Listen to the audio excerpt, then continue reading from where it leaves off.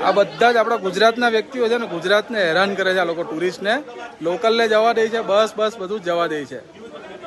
ખાલી ગાડીઓ નથી જવા દેતા, એ બી ખાલી ટુરિસ્ટની, બાકી લોકલ ગાડી, બસ, ટ્રક બધું. ઉત્તરાખંડ ખાતે ગયેલા 100 જેટલા ગુજરાતી પ્રવાસીઓ ફસાયા હોય, જેઓ સાથે સુરતના સાંસદ મુકેશભાઈ દલાલે વિડીયો કોલથી વાત કરી તેઓને સહી સલામત કાઢવા માટે સ્થાનિક પ્રશાસન સાથે વાતચીત કરી હતી. बात करी मैं को भाई आप लोग ऐसा कैसे कर रहे हैं?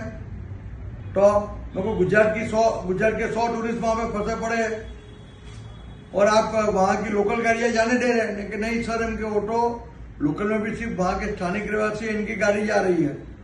मेरे को ऐसा नहीं चलेगा, हम गुजरात के चलो एक गाड़ी करके छोड़ रहे हैं.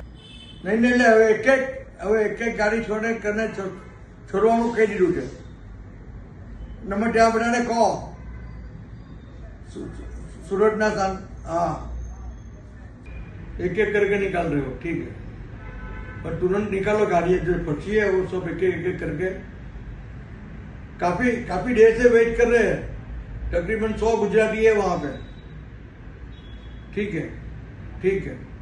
સુરતના સાંસદ મુકેશભાઈ દલાલ દ્વારા ઉત્તરાખંડમાં ફસાયેલા આશરે 100 જેટલા ગુજરાતીઓની માહિતી મળતા જ તેઓનો સંપર્ક કર્યો હતો. ગુજરાતી પ્રવાસીએ વિડીયો દ્વારા સાંસદને જાણ કરી હતી, જેની તુરંત પ્રતિક્રિયા આપતા સાંસદ મુકેશભાઈ દલાલે સ્થાનિક પ્રશાસન સાથે ટેલિફોનિક વાતચીત કરી તેઓને ત્યાંથી સહી સલામત કાઢવા માટે સૂચના આપી હતી અને ત્યાંથી મળતી માહિતી અનુસાર ધીમે ધીમે ત્યાંથી મુસાફરો નીકળી શકે તે પ્રમાણે વ્યવસ્થા કરવામાં આવી છે.